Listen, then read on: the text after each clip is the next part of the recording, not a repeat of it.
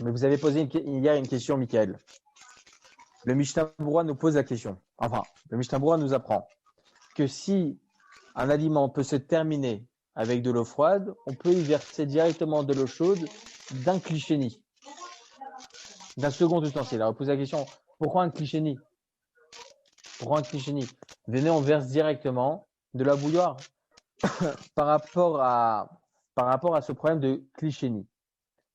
Par rapport à ce problème de kli-sheni. Pourquoi on autorise uniquement de verser d'un kli-sheni et non pas directement de la bouilloire? Juste pour rappel, pour ceux peut-être qui ne savent pas, il y a une différence entre kli rishon et kli sheni. Kli rishon, c'est quoi? C'est le premier ustensile. L'ustensile primaire dans lequel on va cuire l'aliment en question. Une marmite, une bouilloire, etc., etc. Le kli sheni, c'est là où on va verser l'aliment. Là, on va verser l'aliment, une assiette, un verre, etc.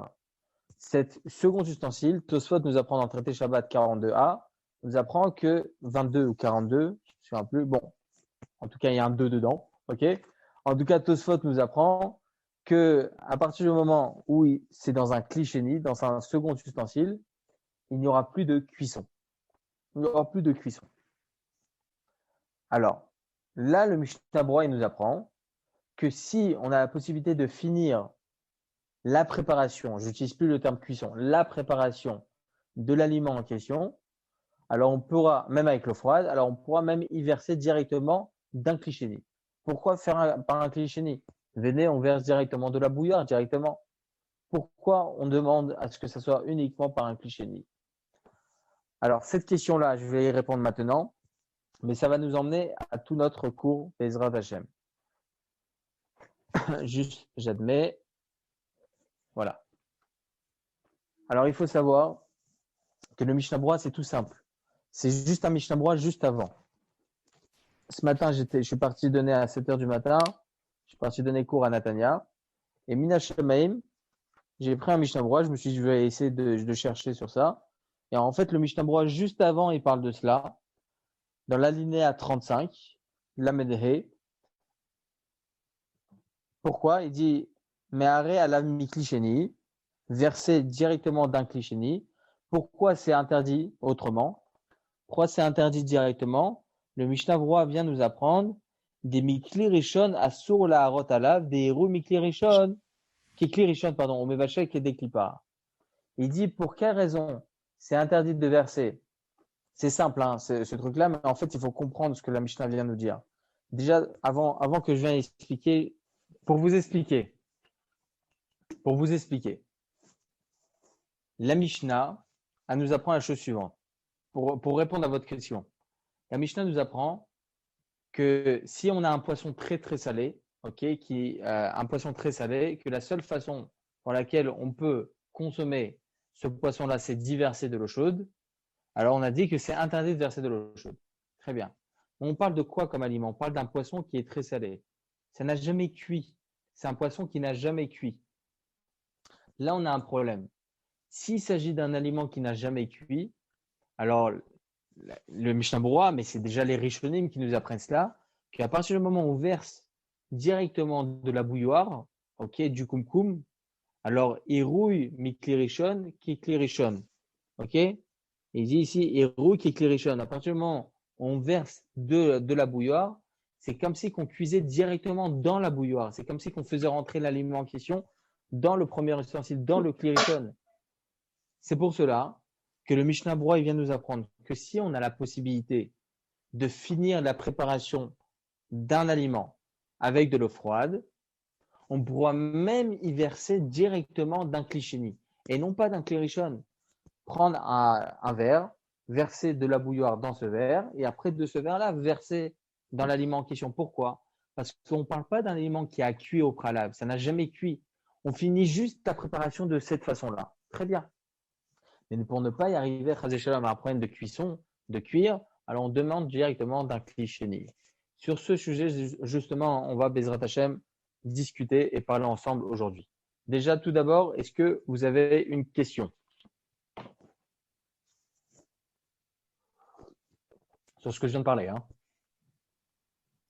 Merci pour l'explication et d'avoir retrouvé du coup la réponse. Oh, bon, Hashem, très bien. En tout cas, pour les nouveaux, c'est important que je dise tout d'abord, avant que je commence ce cours, on a commencé sur les 39 travaux de Shabbat. Ça fait déjà plus de 2 semaines maintenant.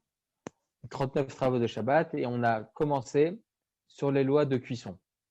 C'est le 11e travail interdit de Shabbat dans les 39 qui sont rapportés dans la Mishnah.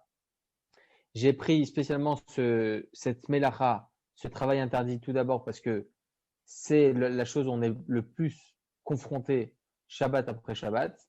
On n'est pas confronté à des problèmes trop agricoles pendant Shabbat, comme semer, récolter, etc.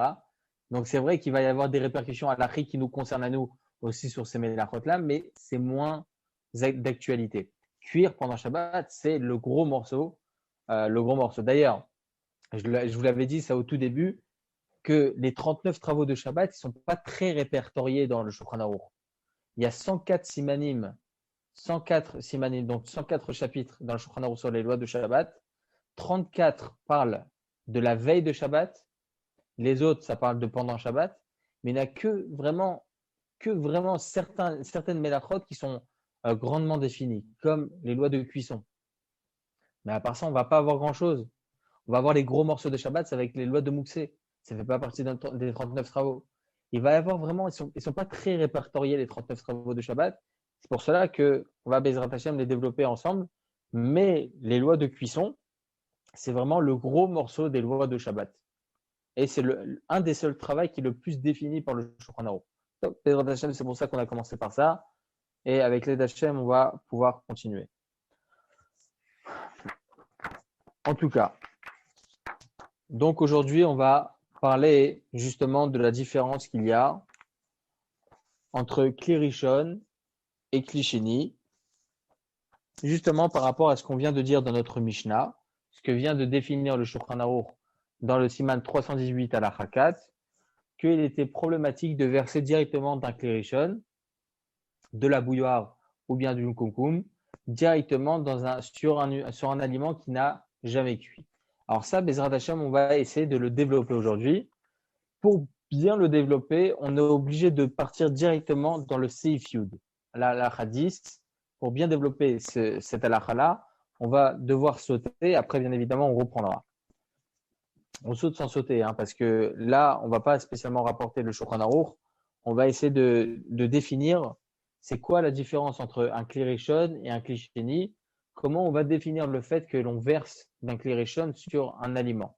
Qu'est-ce que ça change? Qu'est-ce que ça va faire? Qu'est-ce que ça va générer?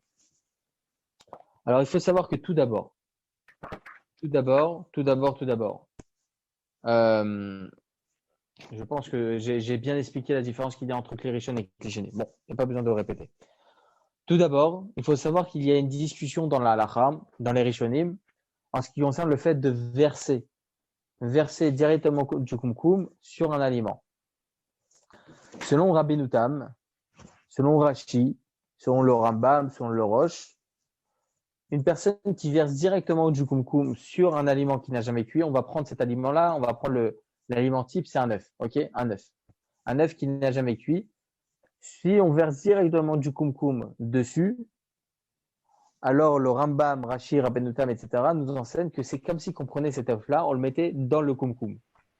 Un œuf sans la coquille ou avec la coquille? Avec la coquille. Avec la coquille. Le char, le Siftei Kohen dans Yoredea, sur les lois de Basar Bechalav Siman 87, dit que lorsqu'on prend un œuf et on le cuit dans un aliment bassari, un aliment de viande, cet œuf-là devient viande. Alors, on se pose la question, avec coquille, sans coquille, le char, il nous apprend même avec la coquille. Pourquoi? Parce que la coquille, elle a des pores, qui font rentrer directement dans l'aliment. D'ailleurs, vous allez voir, lorsque vous faites pour les Marocains, je parle aux Marocains maintenant, lorsque vous prenez un œuf, vous le mettez dans votre dafina, votre œuf, il va devenir marron, juste à part chez moi. Mais vous savez, Dan, pourquoi vous mettez un œuf? Non, pas spécialement. C'est parce que c'est le bon. Non, en souvenir de la destruction du Beth Amikdash. Même chez les thunes, on met un œuf. Oui. Bon, c'est les thunes un peu marocanisées. Là, je rigole. Ah non. Non, je rigole. Oh là là. Je rigole. Non, plaisant. Mais non, plaisant. Non, non, nous, on appelle ça les œufs de sable. En fait, compte, à l'époque, on mettait des œufs dans le sable et ils devenaient marrons. Ah bah voyez, Et incroyable. pourquoi sans souvenir Ouais. du Betamigdash, les œufs? Comment? Pourquoi sans souvenir de la destruction du Betamigdash, les œufs? Non, parce que tout ce qui est œuf, en général, c'est le deuil. Ok? Plutôt On les se lentilles? souvient le jour du Shabbat, on se souvient un peu le jour du Shabbat de ce qui se passe, de la destruction du Beth Amikdash. Bon, c'est une coutume, hein. C'est une coutume. C'est pour ça qu'il y en a certains qui mettent les œufs dans leur dafina et tout ça. Les Marocains, ils vont vous dire que l'Abkeila, c'est déjà Zechar la Khorban Beth Amikdash. Voilà. Qu'est-ce que vous voulez faire? Il n'y a pas besoin de mettre des œufs. C'est pour ça que les Tunisiens ne mettent pas d'œufs. Non, mais moi, je suis thune, hein, donc vous en faites pas. Top. Voilà, j'ai parlé alors qu'il y a des thunes, les Tunisiennes n'ont pas du tout rigolé. Mais si. Là, j'ai dit juste avant, dans le cours précédent, j'ai dit parce qu'il y a quelqu'un qui m'a parlé de la pkeila. Ok, c'est le plat défini par les Tunisiens. Je suis moi-même tunisien, hein, j'ai le droit de me critiquer moi-même. Je leur ai dit, la pkeila par elle-même, c'est déjà le nes de Hanouka. Ah, ils m'ont dit pourquoi? J'ai dit parce que vous mettez une mèche à l'intérieur, ça reste pendant 8 jours. Là, ça reste 8 jours, ça donne pendant 8 jours. La pkeila, c'est le miracle de Hanouka. Top. En tout cas, lorsque vous mettez un œuf dans votre dafina, elle va devenir marron. Pourquoi? Parce que la coquille, elle a des pores et donc ça cuit directement à l'intérieur. Donc, lorsqu'on parle maintenant, pour vous répondre, Monsieur Philippe Cohen, lorsqu'on parle maintenant de quand on prend un œuf et qu'on verse directement de l'eau dessus, c'est même avec une coquille. Et de toute façon, un œuf cru, on ne peut pas sans coquille, évidemment. Ok? Donc, lorsqu'on parle maintenant d'un œuf, lorsqu'on verse de l'eau directement de la bouilloire sur l'œuf, c'est comme si on prenait cet œuf-là, on le mettait dans la bouilloire directement, dans le klirishon. Donc, c'est comme si on le cuisait à 100%. Donc, ici, le Rambam, je préfère dire que un, parce qu'il y en a plein, le Rambam, il vient nous apprendre que verser d'une bouilloire, c'est comme si que je cuisais directement sur le feu. Directement. Très bien. A contrario, nous avons l'avis du Ritva et plein d'autres, hein, le Ramban, le Rajba, le Ran, le Rajbam, le Réa, le Meiri. En tout cas, tout cela, c'est des Rishonim, il y a à peu près 800 ans. Ils pensent que lorsqu'on verse d'une bouilloire, lorsqu'on verse d'un klirishon, alors là, c'est comme si que c'était klichéni. Qu'est-ce qu'on a dit au préalable? On a dit au préalable qu'un klichéni, je ne vous l'ai pas expliqué à vous, je l'ai expliqué dans le cours précédent. La différence qu'il y a entre klirishon et klichéni, c'est que klirishon, ça va continuer à cuire, c'est-à-dire que si vous prenez une marmite, vous la mettez sur le feu et vous la retirez du feu, ça reste klirishon. Si vous mettez de l'eau dedans, ça va continuer à cuire. C'est un interdit de la Torah. Alors que si vous versez votre eau de la bouilloire, vous la mettez dans un verre, par exemple, ou vous prenez un repas qui était dans une marmite, vous la versez dans une assiette, l'assiette, ça va être défini comme étant un klichéni, le second ustensile. Et là, Tosfot, dans le traité Shabbat, nous apprend que c'est considéré comme étant ça ne cuit pas. C'est-à-dire que le klichéni ne cuit pas, ne cuira jamais. Et là, ici, il nous apprend, le Ramban, le Rajba, le Ren, etc., que lorsque vous versez d'un klirishon, ce versement-là, c'est considéré comme si c'était klichéni. Donc, en fin de compte, ça ne va pas cuire votre œuf. Ça, c'est l'avis du Ritva, du Ramban, du Rajba, du Ran, etc., etc. Voici donc la différence d'opinion qu'il y a entre le Rambam et le Rosh. Le Rambam, pardon, et le Ramban.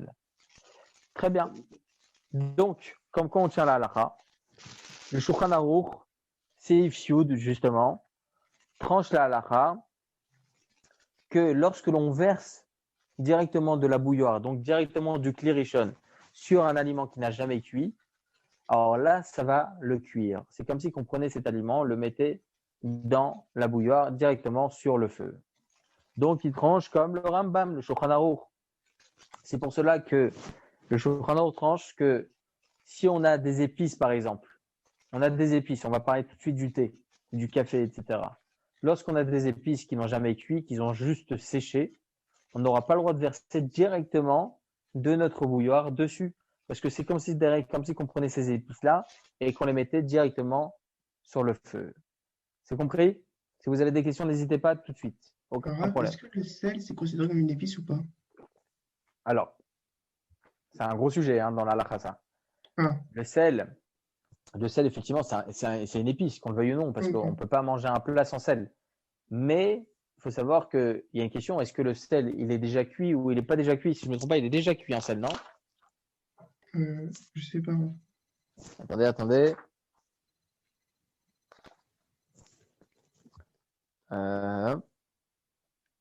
J'ai oublié. En tout cas, au sujet du sel, on a le droit de mettre dans notre plat, mais je ne crois pas qu'on a le droit de mettre directement dans la marmite. Attendez. Ah, voilà, c'est écrit, voilà. Excusez-moi. Dans le Shulchan Aruch, c'est Iftet. Il parle comme ça. Une seconde.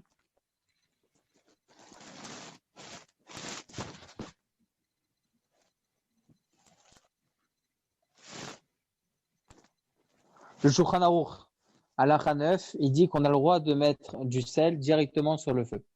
Dans un plat qui est directement sur le feu.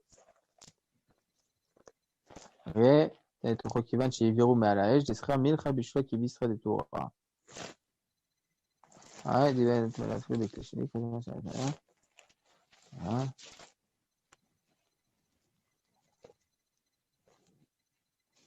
Il dit le Shmerat Shabbat qui est Reta, le Rav Neuvert. C'est un grand Rav contemporain. Il est décédé à peu près il y a une dizaine d'années, même un peu moins, 9 ans, à peu près 8 ans, 9 ans. Et il tranche comme ça à la halakha que le sel, il est considéré comme cuit.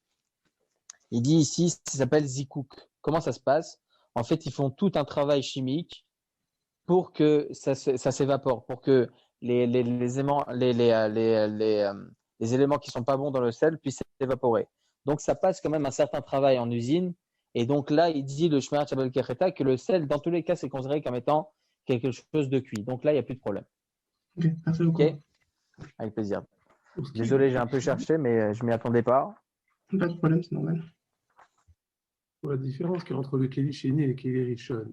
Très bien, le Keli Sheni ne cuit pas, on a souvent entendu ça. Maintenant, je me suis demandé, si je prends de ma bouilloire qui est à 100 degrés et que je mets un verre en dessous et que je verse dans le verre, mon eau, elle va être à plus de 80 degrés encore. Je vais être dans un Keli Sheni avec une eau à plus de 80 degrés, c'est-à-dire à plus que ce Yedetbo. Oui. Ce que vous dites, c'est la discussion qu'il y a entre le Mishnah Berurah et beaucoup d'autres poskim. Selon les Ashkenazim, tant que l'eau ou bien l'aliment il est brûlant, ça reste dans l'interdit de cuire, même si c'est dans le Kléchéni. Ah, c'est ce qu'on a vu avec C'est les pour pommes cela. de terre. Voilà, exactement. C'est ce que j'allais dire maintenant. Selon le Rama, il définit un aliment qui est gouche. Voilà, qui est gouche. C'est quoi gouche? C'est comme une pomme de terre. Lorsque vous allez faire cuire vos pommes de terre, ils resteront chauds très très longtemps. Ok, très longtemps. Pourquoi? Parce que c'est un bloc. Ok, lorsque c'est un bloc, ce qui est à l'intérieur, la chaleur va y rester. Même lorsque vous allez vouloir enlever, encore une fois, je vous dis les choses que je connais moi parce que je le fais souvent. Lorsque vous épluchez vos pommes de terre, ils sont encore chaudes. La seule chose que vous voulez faire, c'est de les éplucher en dessous le robinet. Ok, vous voulez faire ça parce que ça reste tout le temps chaud.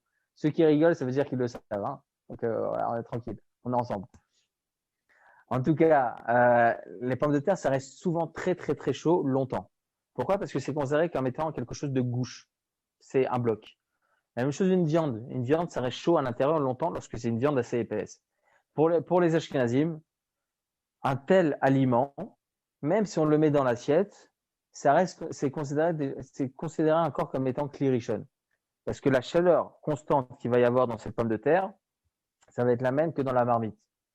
Donc, lorsque je vais mettre des épices par-dessus qui n'ont jamais cuit, pour les Ashkenazim, c'est interdit.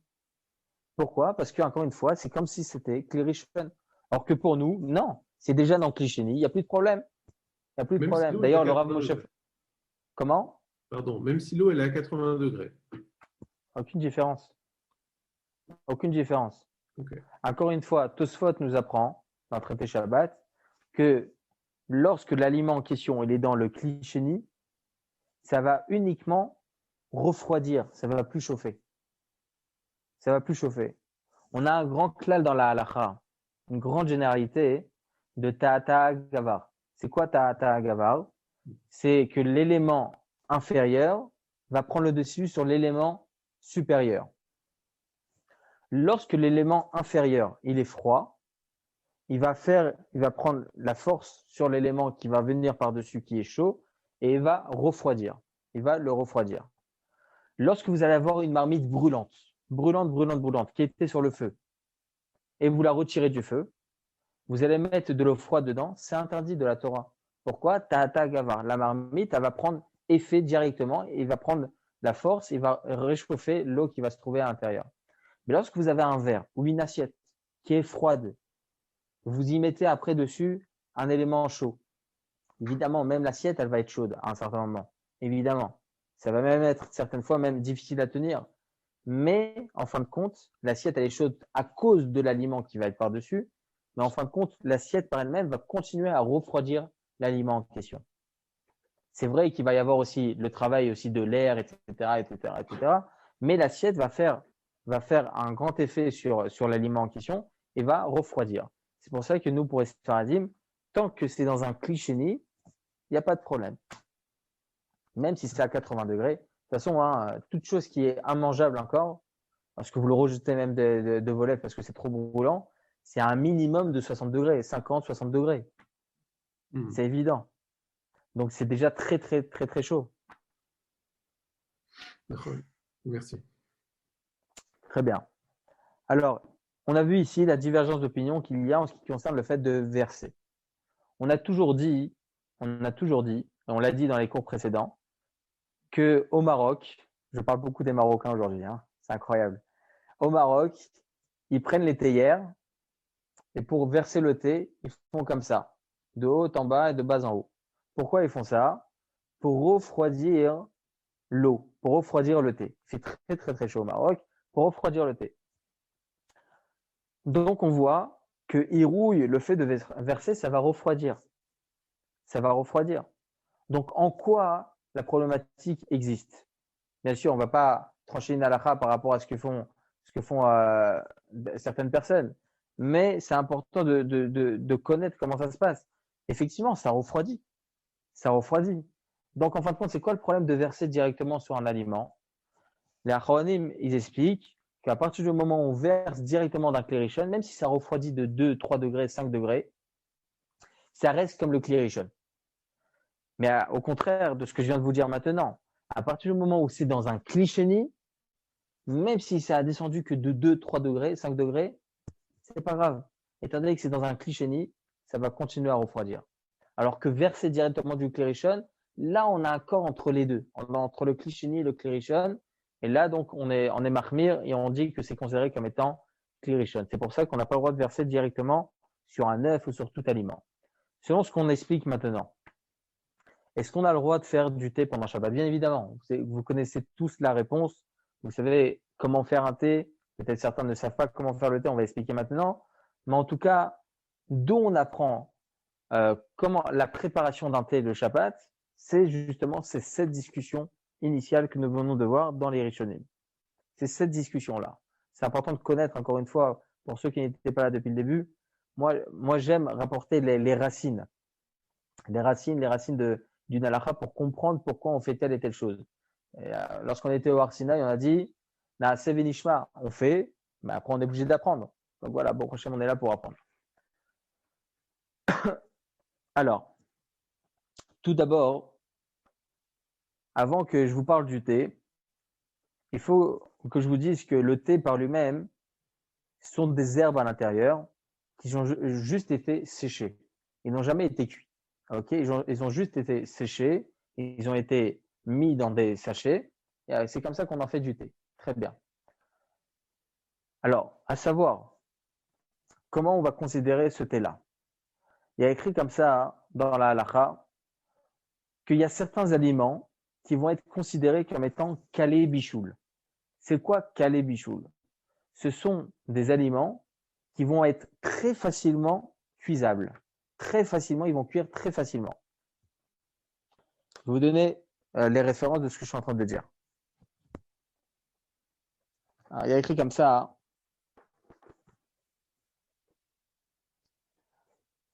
Il y a écrit comme ça.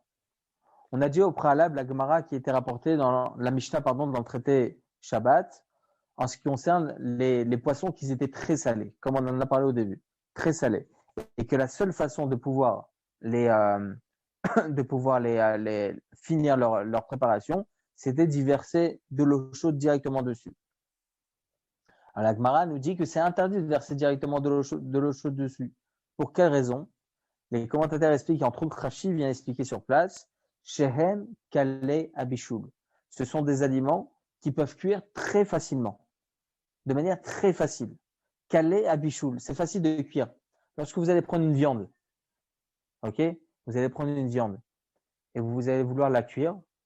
Alors évidemment, ça ne suffit pas d'y verser de l'eau chaude dessus, évidemment. On ne cuit pas une viande de cette façon. C'est impossible de cuire comme ça. Mais il y a certains aliments, effectivement, qui sont considérés comme étant calés à bichoul. On va cuire un petit peu, même juste en y versant un peu, ça va cuire déjà l'élément en question. Comme quoi? Comme les épices. Tout ce qui est épices, ils cuisent très rapidement. À partir du moment où je verse dessus de l'eau bouillante, ça va cuire directement. En tout cas, le Shulchan Aruch vient nous apprendre que tout ce qui est calé à bichoul, tout ce qui est facilement cuisable, alors ça va être problématique. On n'aura pas le droit d'y verser dessus de l'eau chaude. Alors, je vais vous rapporter d'abord les références pour que Bezrat Hashem on puisse continuer à expliquer le sujet. Je vais y aller directement au sujet du thé, ok? Parce que ça sert à rien de trop remuer la sauce au sens propre et au sens figuré. Mais voilà, je vais aller directement au sujet du thé, ok? Il faut savoir que le thé, ce sont des herbes qui sont séchées. Ce sont des herbes qui n'ont jamais été cuites, ils ont juste été séchées. Donc, est-ce qu'on a le droit d'y verser directement de l'eau chaude dessus, directement de notre koum ou pas? Alors, il faut savoir que c'est interdit. On vient de rapporter maintenant l'avis du Shulchan Aruch dans la Halakha 10, Halakha Yud.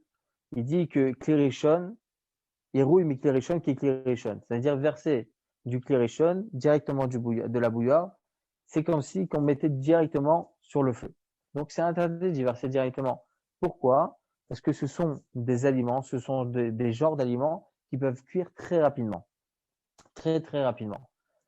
À partir du moment où juste on verse dessus, ça devient problématique. Ça devient problématique. Alors, comment on peut préparer le thé pendant Shabbat? Comment on peut préparer le thé pendant Shabbat? Alors, il y a 4 façons par lesquelles on peut préparer le thé pendant Shabbat. Première façon, ou bien on le prépare depuis la veille de Shabbat. Tout ce que je vous dis maintenant, après, il y aura des explications, ne vous en faites pas. Je vous donne déjà la halakha et après je vous explique. Première façon, c'est ou bien de préparer déjà la veille de Shabbat, faire le thé directement la veille de Shabbat. Ok? Il y a écrit comme ça, c'est écrit dans le Mishnah Berurah. Ce que je vous dis maintenant, c'est écrit dans le Mishnah Berurah, je vous le résume. Alinéa la met-tête, Seif Katan la met-tête. Il y a écrit comme ça, Be'erev Shabbat Ya'are Rotri Mikli Rishon à la l'été. Donc, on verse directement la veille de Shabbat l'eau chaude sur le thé. Ok? Au Shabbat Ya'are Mikli Rishon à la l'été. Et donc, à ce moment-là, étant donné qu'ils ont déjà cuit la veille de Shabbat, il n'y a plus de problème. Très bien. Première façon. Deuxième façon, vous prenez votre thé et vous le faites cuire dans votre marmite. Vous le faites cuire. À ce moment-là, donc, le thé il sera cuit. Après, si vous le séchez, vous le séchez. Ok. Et là, il n'y aura plus aucun problème de verser directement dessus dans de la bouilloire. Troisième façon, il y a écrit quoi? Vous sortez dans les sachets de thé, vous sortez ce qu'il y a à l'intérieur. Ok. Et vous prenez ça pendant Shabbat. Ça, je vous dis pendant Shabbat, vous avez le droit de les prendre et les mettre directement dans un cliché. C'est-à-dire que si vous versez votre eau dans votre verre, vous pouvez mettre après dedans votre menthe et vos épices de thé. Très bien. Et la quatrième façon, c'est quoi? Les 4 façons, c'est à peu près, cette quatrième façon, c'est à peu près la même que la deuxième. En tout cas, faire sécher soi-même les trucs en les cuisant au préalable. C'est les 4 façons qui sont rapportées par le Mishnah Berurah. Et il faut savoir que selon la halakha, le Rav Ovadia Yosef Zechrono Livracha rapporte comme ça dans le Halichot Olam volume 4, il dit comme ça. Étant donné que le thé il est séché, il n'est pas cuit, il est interdit de verser directement de l'eau chaude de la bouilloire dessus. Alors comment il faut faire? Selon ce qu'on a dit maintenant, on peut autoriser directement Bekli Sheni. On pourrait autoriser de verser de l'eau dans son verre et de mettre dedans un sachet de thé. C'est permis. Mais le Rav Joseph, il dit, c'est bien d'être marmire, c'est bien d'être plus strict à ce sujet, étant donné que les sachets de thé sont considérés comme étant des éléments qui sont calés bichoul, qui se cuisent rapidement, et on peut craindre l'avis des Ashkenazim qui pensent que même Bekli Sheni, il y a un bichoul lorsque c'est brûlant. Alors à ce moment-là, il dit le Rav Yosef, c'est mieux de faire ça à Bekli Shlishi. À partir du moment où vous allez mettre dans un Kli Shlishi un troisième kos, un troisième verre, là, selon tout le monde, il n'y aura plus de problème de cuisson. Donc, la façon de comment faire un thé pendant Shabbat, c'est de prendre son verre, de mettre sous la bouilloire, vous versez votre eau, vous mettez dans un autre verre, et là, vous pourrez mettre votre sachet de thé. OK? On peut même faire un Kili non? Si on veut.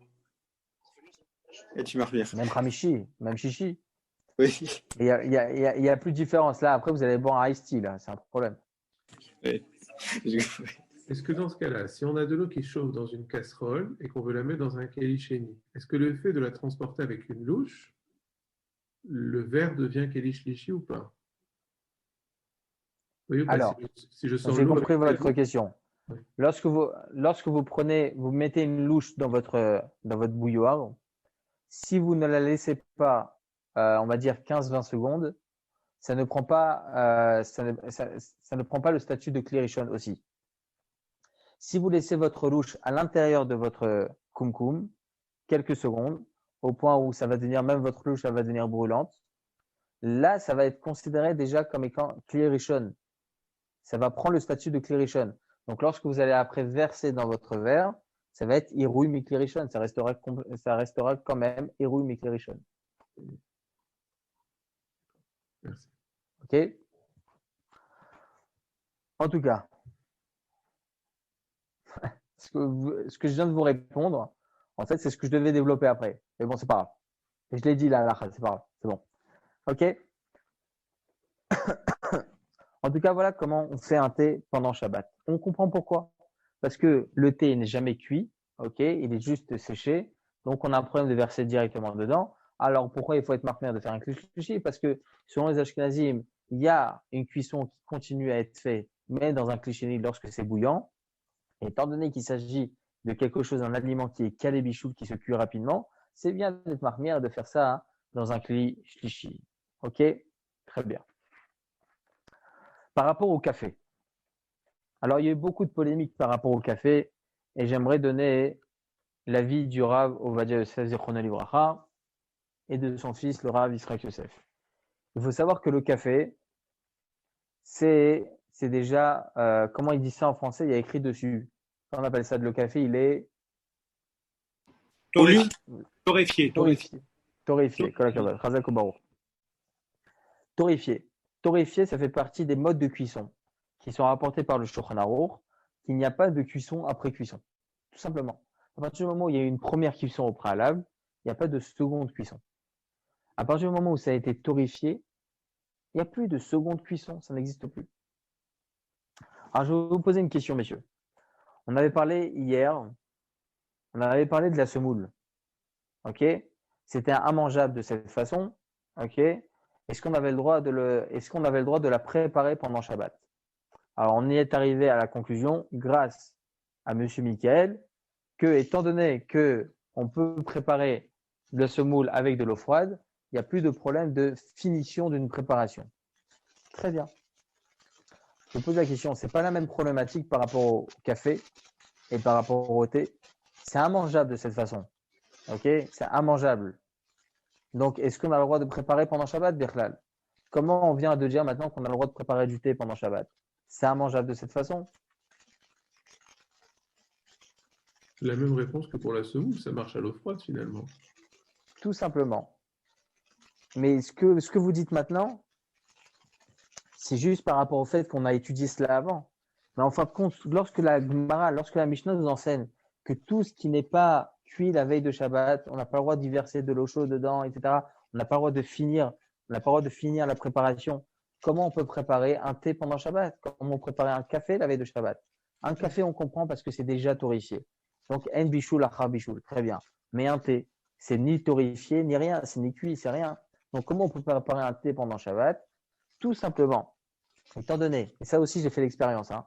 Demain vous allez me rapporter votre sachet de thé, mettez de l'eau froide à l'intérieur avec un sachet de thé, déjà le thé il va se diluer à l'intérieur, vous allez voir déjà une couleur verdâtre, une couleur jaunâtre. Et ça c'est quoi? Il n'y avait pas besoin d'une eau chaude pour que l'eau prenne le goût de ce thé-là. Évidemment il n'y aura pas autant de goût, mais il va y avoir, ça va faire effet, ça va faire effet. Donc étant donné que ça va faire effet, il n'y a pas de problème de finir la préparation de ce sachet de thé. Déjà, c'était pour finir par rapport au thé lui-même. Le café, étant donné qu'il est torréfié déjà, il n'y a plus de problème de cuisson après cuisson.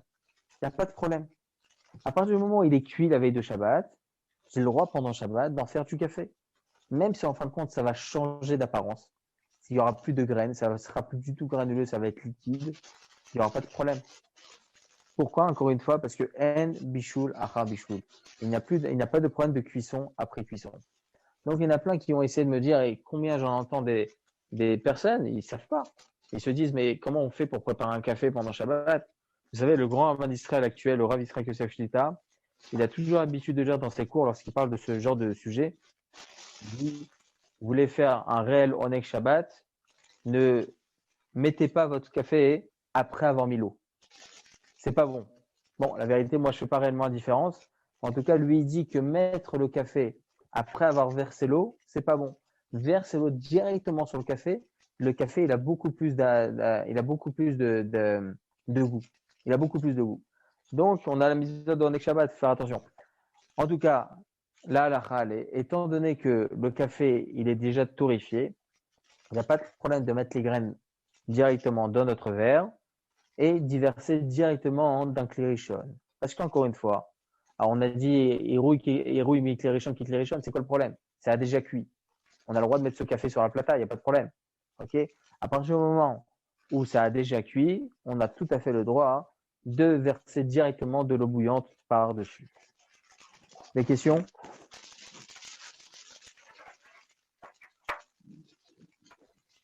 Moi, j'ai juste une petite question. Moi, c'était par rapport au poisson, en fait. Le poisson, il dit qu'il était salé.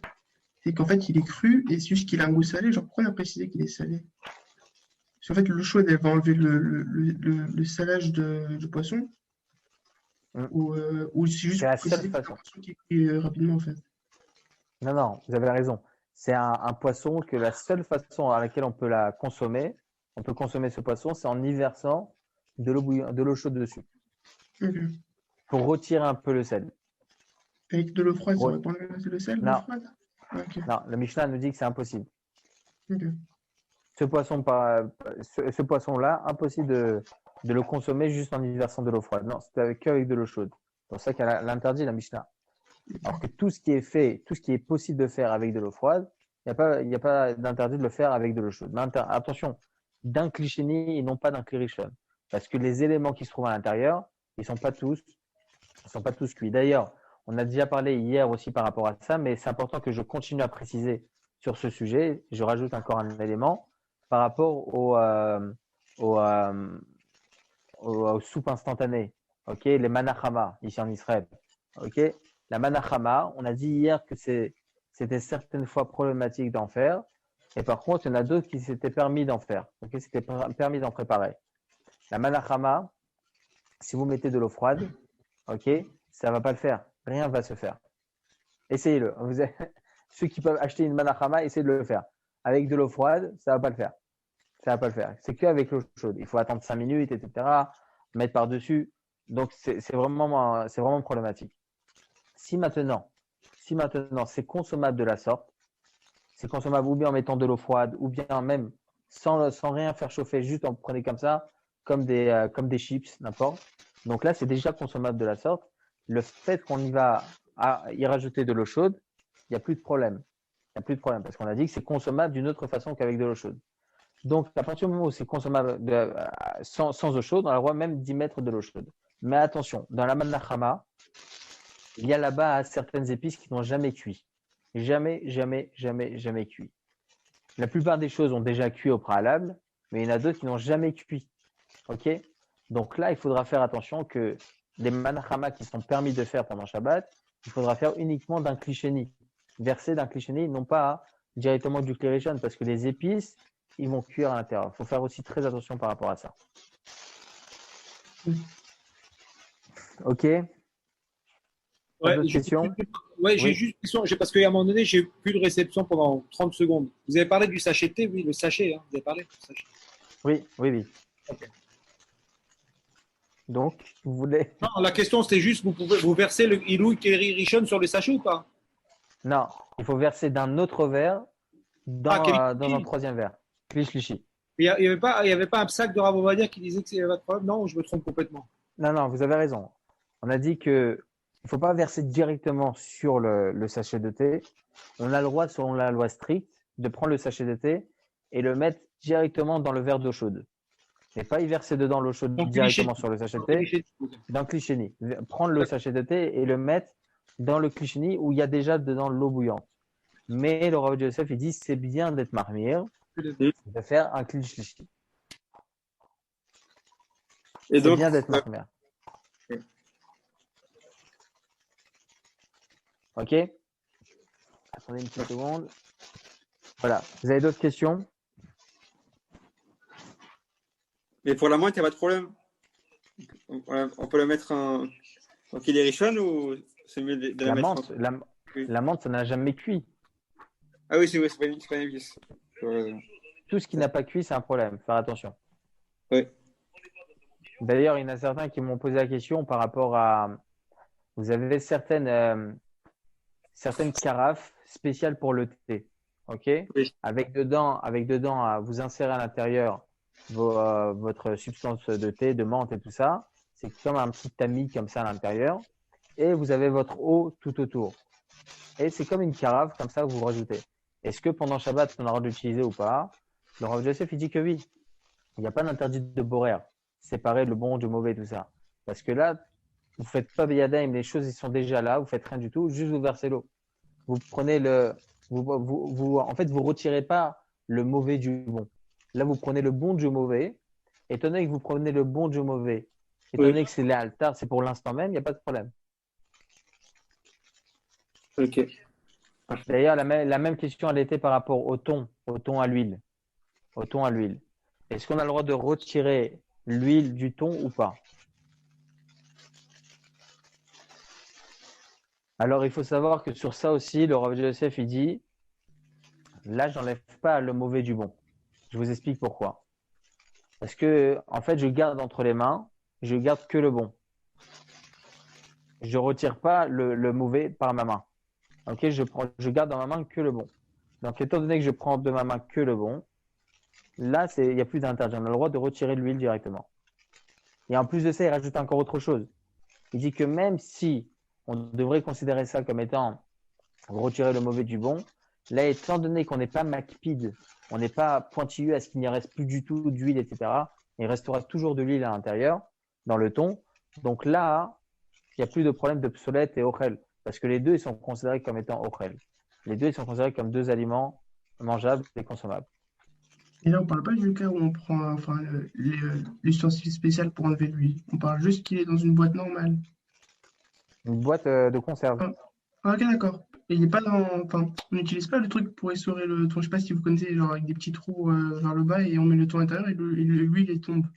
Ça, on n'a Non, pas ça, le c'est droit. interdit Shabbat. Ah, ouais, ok, ça, ok, d'accord. Ça, c'est interdit parce que ça c'est un ustensile spécial pour. Et ça, c'est même l'ustensile lui-même, il est mouxé. Faire attention. Ah, moussé? Ah, Et donc, un filtre, c'est mouxé aussi? Quel filtre? Filtre à thé, Filtre à par café. exemple. Ouais. Non, le filtre à café, si je ne me trompe pas, c'est le Shulchan Aruch Siman 319. Il parle de ça, je crois, à la dernière halakha. Bon, je ne vais pas trop vous retenir, mais.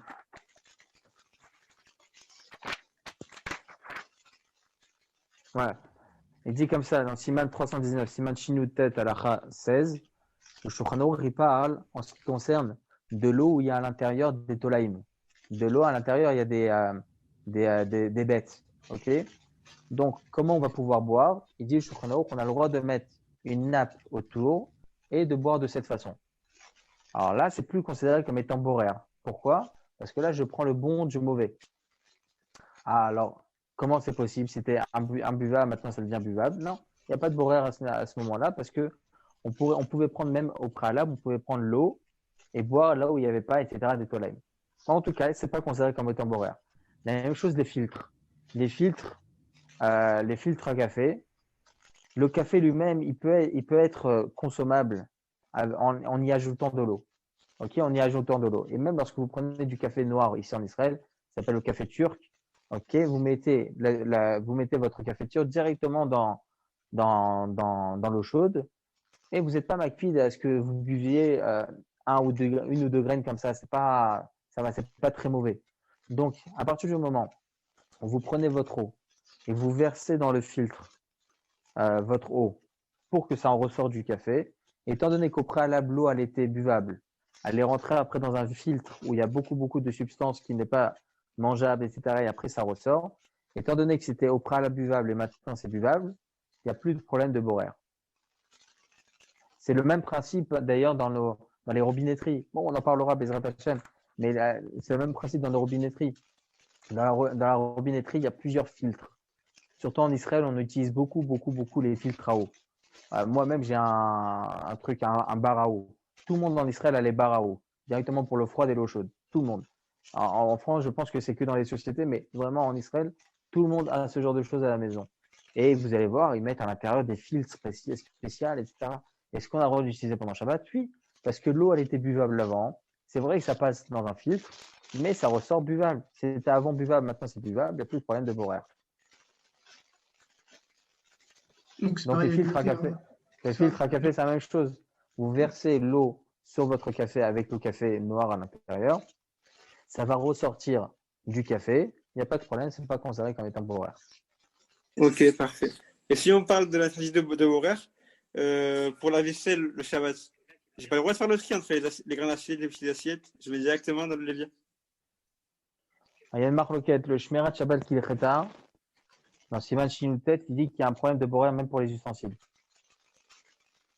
Mais si je ne me trompe pas, le Rav Yosef, il est cholek. Faut que je m'en rappelle de ça. Je vais noter et je vous réponds demain. En tout cas, voilà, je le dis pour les nouveaux. Voilà, Bezrat Hashem, on a terminé. Ceux qui veulent mon numéro de téléphone, par exemple, il y a quelqu'un qui avait pris mon numéro de téléphone au tout début, et quand il ne peut pas être là, etc., il me dit, il m'envoie un message, ou bien s'il a besoin il n'a pas bien compris le cours, il ne voulait pas déranger en plein milieu, ça arrive. Ok? Donc, si vous avez besoin de mon numéro de téléphone, il n'y a aucun problème. Vous pouvez même envoyer un message WhatsApp. J'ai WhatsApp, donc il n'y a aucun problème. Juste une question. Si on a, juste, ça me vient à l'idée. Si un goy fait un thé sans utiliser le Keli Rishon, Shelly, pardon, je peux boire du thé? On avait dit ça déjà, non? Je sais plus. On avait parlé. Dans le Keli Rishon, vous êtes dans une synagogue, vous savez le goy de la synagogue là, il vous fait un thé, il n'a pas fait le Keli Sheni, il a fait directement le Keli Rishon. Alors, étant donné qu'il y a une marloquette, on vient de rapporter ici, il y a une marloquette selon certains, Hiroui Mikli Rishon, c'est comme le Kli Sheni, et donc selon eux, ça serait permis. Étant donné qu'il y a une divergence d'opinion à ce sujet, lorsque ça a été fait par un goy, on aura le droit de l'utiliser pendant Shabbat. Même si je lui demandais de me faire le thé, parce que des fois on demande aux goy, parce qu'ils ne veulent pas qu'on rentre dans la cuisine, on dit tu peux me faire un thé? Oui, on peut. Même s'il le fait pour moi, c'est ça que je veux dire. Oui. Oui, Dan, dites-moi. Bon, alors moi je disais, on sait que dans la rack, quand on prend plus de 300 grammes de mésonote, on doit faire Birkat Amazon. 216. 216, pardon, ok. Et du coup, est-ce qu'avec les beignets, est-ce que aussi il y a la même question ou pas? Alors non. Pourquoi? Parce que les beignets, ils sont cuits directement sur la poêle. Ça ne rentre pas dans les paramétrages d'un pain. Donc, étant donné que c'est poêlé, c'est frit. Si ça avait été cuit au four, effectivement. Mais en général, même si c'est cuit au début au four, à la fin, on termine toujours par la poêle. Donc, étant donné que notre kavana, c'est finir par la poêle, ça ne rentre pas dans les paramétrages d'un pain. Et donc, même si on mange une quantité, même d'1 kilo blainara, on ne fera jamais dessus Birkat Amazon. Et du coup, si on fait des pitotes, par exemple, des pitotes aussi sur la poêle, c'est le même statut. On ne les fait pas frire, alors, juste on les fait cuire à la poêle. Ça veut dire, est-ce que vous prenez une pâte et vous en faites une pita? Et Ouais. après, vous faites une pita. C'est ça? En fait, c'est une pâte, ouais, exactement la pita, sauf qu'au lieu de faire cuire au four, on fait cuire sur une poêle. Mais c'est pas frit, Alors, c'est juste cuit sur une alors c'est sur une poêle. maisonnote. C'est maisonnette. Et Ouais. du coup, là, et dans ce cas, ça s'applique au-dessus de 216 grammes, on fera moitié, enfin, on fera bière 4. Non, parce que étant donné que c'est sur la poêle, on ne fera pas Mais dessus il y a bière pas, 4. mais c'est pas, il y a pas d'huile, enfin, c'est pas frit, enfin, c'est pas frit comme les beignets, là. C'est uniquement enfin, fait sur une poêle. Il n'y a pas forcément beaucoup d'huile. Même s'il n'y a pas d'huile, étant donné que ça ne rentre pas dans les paramétrages d'un pain, il faut que ça soit dans un four. Si Ok. c'est pas dans un four ou si c'est pas sur un élément spécial pour faire cuire du pain et tout ça, alors là, ça rentre plus dans les paramétrages d'un pain et donc ça restera toujours maisonnette. Ok, merci beaucoup. Ça s'appelle Masekdera dans la halakha. Ok. Merci. Ok, en tout cas, Chazak Ubaruch à tous. Bonne soirée, Chanukah Sameach, Chodesh Tov. Et on se voit, Bezrat Hashem, tous demain avec beaucoup d'autres Tridushim. Ok? Merci à Zach. Bye bye. Chazak, Kol Tov. Merci.